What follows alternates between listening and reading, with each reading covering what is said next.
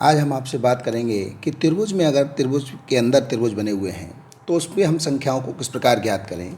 तो देखिए, अगर त्रिभुज के अंदर कोई त्रिभुज इस प्रकार बना हुआ है कि वो उसकी भुजाओं को सभी भुजाओं को स्पर्श कर रहा है, तो देखिए इसमें हम त्रिभुजों की संख्या कैसे ज्ञात करें।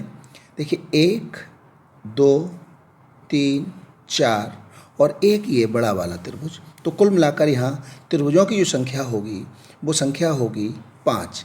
अगर हम ये देखें संख्या 5 कैसे, तो अगर त्रिभुज के अंदर कोई त्रिभुज बना हुआ है तो याद रखिए वहाँ पर वो 4 त्रिभुज बनेंगे और एक बड़ा वाला त्रिभुज, तो कुल त्रिभुजों की जो संख्या होगी वो इस प्रकार 4 वो त्रिभुज बनाएगा और यहाँ पर संख्या 5 इस प्रकार आई।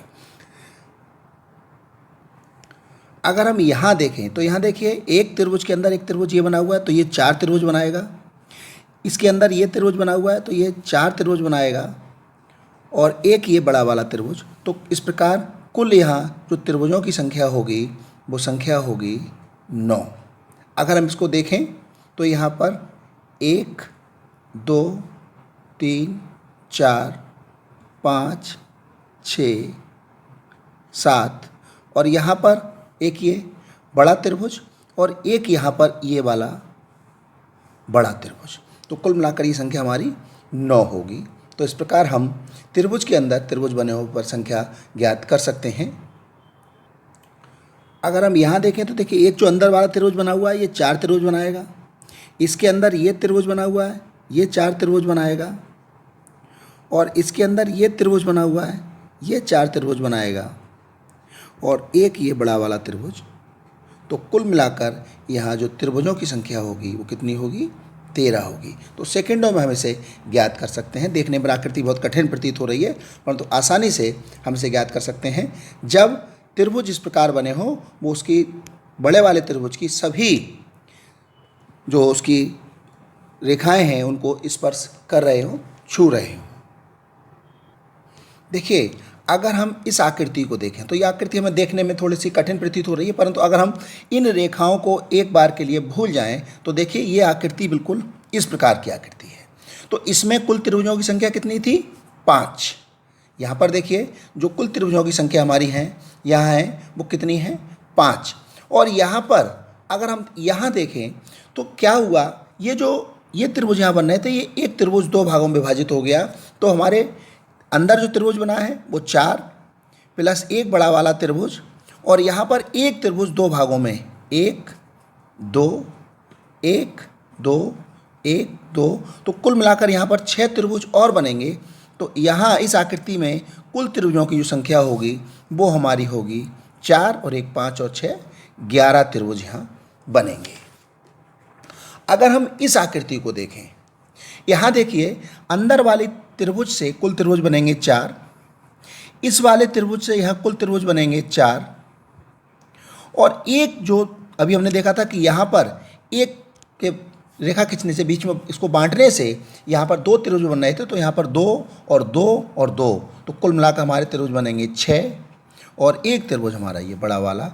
तो कुल यहाँ जो त्रिभुजों की संख्या होगी 4 और 4 8 और 6 14 और 1 15 त्रिभुज हमारे यहाँ पर बनेंगे। तो इस प्रकार आसानी से हम त्रिभुजों की संख्या ज्ञात कर सकते हैं। अब अगर हम यहाँ देखें, यहाँ त्रिभुजों की संख्या हम किस प्रकार ज्ञात करेंगे।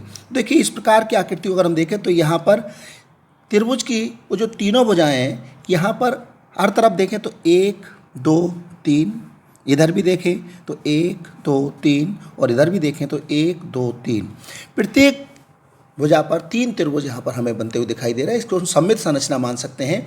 और अगर इस प्रकार की सममित संरचना है तो किस प्रकार यहाँ त्रिभुजों की संख्या ज्ञात होगी, उसकी हम एक ट्रिक यहाँ पर अपना सकते हैं। तो देखिए 1 2 3, अब हमें क्या करना है, यहाँ पर हमने लिखा 1, इसको हमें क्या करना है, इसको साथ जोड़ना है और जोड़ने के बाद हमें इधर लिखना, तो यहाँ पर 1 और 2 मिला के हो गया 3।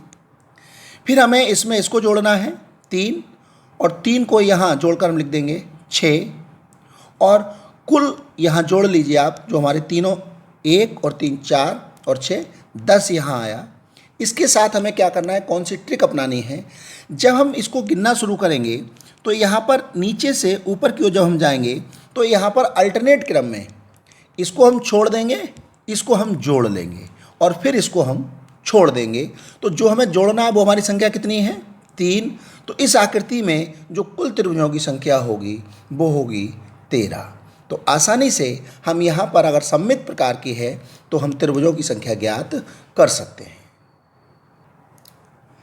इसी आधार पर अगर हम यहाँ देखें तो इस भुजा पर 1 2 3 4, इस भुजा पर 1 2 3 4, इस भुजा पर भी 1 2 3 4। तो हमें क्या करना है, हमने लिखा 1 2 3 4 और यहाँ पर हमने आपसे कहा था ये 1 का 1 आ गया, यहाँ पर 1 का 1 आ गया, इसको हम यहाँ इसके साथ जोड़ देंगे तो हमारा ये 3 आ गया, इसको हमने इसके साथ जोड़ दिया तो यहाँ हमारा ये 6 आ गया और इसको हमने इसके साथ जोड़ दिया तो हमारा ये 10 आ गया। और अब हम टोटल को जोड़ लेंगे, 10 और 6 16 और 3 19 और 1 20। अब हमने क्या कहा था कि हम नीचे से ऊपर की ओर यहाँ जाएंगे और जब नीचे से ऊपर की ओर जाएंगे तो इसको हम छोड़ देंगे और इसको हम जोड़ लेंगे, फिर हम इसको छोड़ देंगे और हम इसको जोड़ लेंगे। तो यहाँ पर ये 20 प्लस 6 और प्लस 1, तो इसमें कुल जो त्रिभुजों की संख्या होगी वो हमारी होगी 27। तो इस प्रकार अगर प्रत्येक भुजा पर सममित आकृति में सममित संख्या में समान संख्या में त्रिभुज बन रहे हैं तो आसानी से हम इस संख्या को ज्ञात कर सकते हैं। अगर आपको ये वीडियो अच्छा लगे तो इसको लाइक और शेयर करना न भूलें।